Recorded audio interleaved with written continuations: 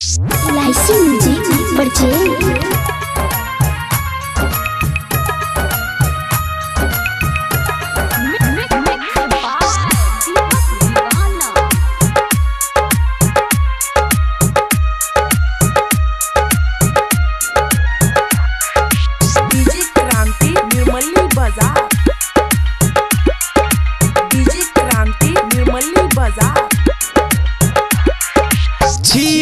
नेपाल के नारी देखे में लागे इहो प्यारी कहे कि सब कुछ ये खेसारी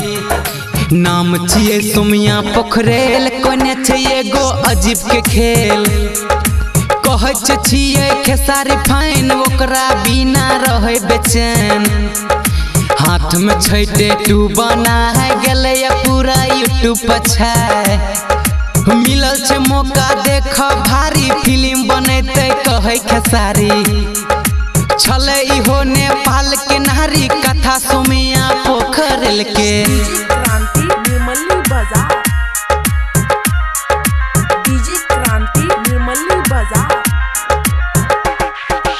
टिकटॉक स्टार मिले सब पब्लिक के प्यार साथे में छई गायककार गजब के छले इस्माइल हो सबके दिल पर छाइल हो जब फिल्म हेतै हो सगरो भबल मचतै हो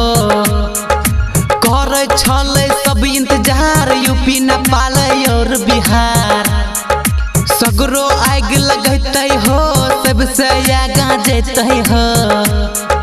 छलो इहो नेपाल के नारी कथा सोमिया पोखरेल के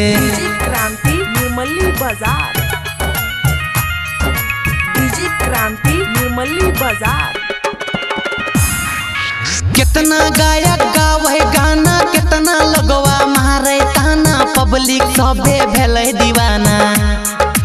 हो गेले वहीने स्टार मिले छे कितना देखा हो प्यार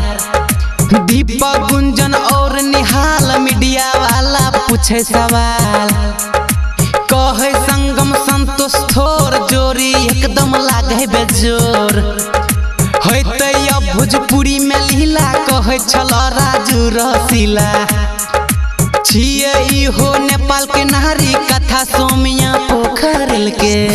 LIC music recording studio Triveniganj Supaul.